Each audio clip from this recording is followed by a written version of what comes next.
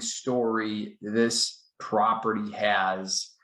Followed up with this client, this seller, for over 5 years. 5 years. They say the money's in the follow-up. This is a true, exact story. You need to follow up. Once the seller was ready to go, she had us come out to the property. We walked it. We competed with some of the top agents in the area, in the market, and we still won the listing. And it was strictly because of our FixNList program. So here, let's get started. Here is a little drone aerial shot of this property. 4 beds, 2 full bathrooms. Now, when we analyzed this property, there was a lot of things to consider. A lot of things went into really pinning down exactly what needed to be done. This house was listed previously. I think it was around a year and a half prior to us coming in. It was listed for 30 days and it didn't sell because of the work that it still needed on the inside. However, again, when we analyzed this property, we knew that there was a lot of the big ticket items were already done. You can see the beautiful brick paver driveway, the sidewalk. I'm going to show you a back view where you can see there's a big paver patio with a fire pit. We've got a new roof on the house and the garage. Vinyl siding was newer. The windows were newer. So now let's go on the inside and see what we did. So you can see we started with the full paint job. This was heavy patch, a lot of prep work to make sure that the final product would look nice. All of the baseboard was that golden oak color. So the base and the shoe and all of the doors, the chair rail, the casing, everything was that golden oak color. So we came in, we sprayed everything white, covered the floors, and you can see just going through the room. Now, one of the decisions to not refinish the hardwood floor was for a few different reasons. 2 main reasons. 1, cost. We were really trying to keep the budget low.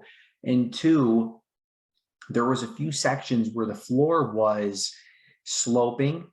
And so we didn't want to spend all this money in sanding and staining the floor if then a buyer was going to complain that the floor was sloped and have to rip it up because that really needed to be replaced, relaced in, and then resanded and stained. So we went ahead and we left this existing bathroom. This is a 2nd floor bathroom. We put some vinyl floor, did some caulking, not much. Really, the majority of the work was the painting. We did go through the house and replace outlets and switches and cover plates and light fixtures. This one's just missing a vent in the ceiling there. Had to do a little bit of work. This was laminate, so a lot of the transitions, we had to adjust. Some of these doors wouldn't shut. We replaced some of the door hardware. It was a lot of fine-tuning detail. Here is the staircase going to the upstairs. So some might say, well, hey, why did you put the railing on there? We didn't put the railing on there for 2 reasons. 1, you put it on there, it's very difficult to get items up the stairs. 2, again, this is very tedious and this costs a decent amount of money. It's not going to break the sale. It's actually something that we ended up negotiating on, and we did put this in. If you had an FHA buyer, they'll probably want it conventional. Sometimes you can get away with it. So we did have to relocate that electric. If you see the electric on the right-hand side of the screen there. Here's the kitchen. We did some vinyl floor. Again, just really cleaned up the kitchen, replaced all the GFIs, and then here are the final numbers. So before repair value $275, repair cost $34,000, sold price $235. Not a massive spread, but this was the difference between the house selling and not selling. Also, our client, what we did, because they were moving out of state, it's very difficult to do a full remodel. If we backtrack some of these pictures, it's difficult to do a full remodel when people are living in the property. So we advanced the seller money. so that they were able to move, get a new property in, they moved down to Florida. And then we brought our team in here, slammed this thing out super fast. We're able to get on the market. It did take us around 34, 35 days to go under contract. But again, this work was the result of actually closing. And if we didn't do this work, we likely would not have closed, or the discount would have been so significant that our client wouldn't be able to maximize their proceeds.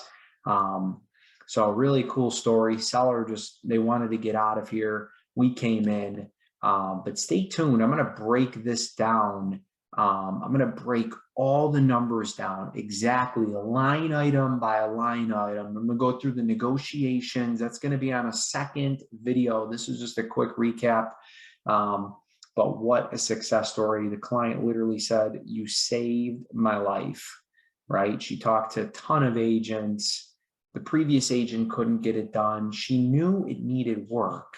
And so we came in there and saved the day. But stay tuned for the full breakdown. Any questions, anybody that needs our FixNList program, reach out. Steve Budzik, iCandy Realty. I will see you on the next FixNList.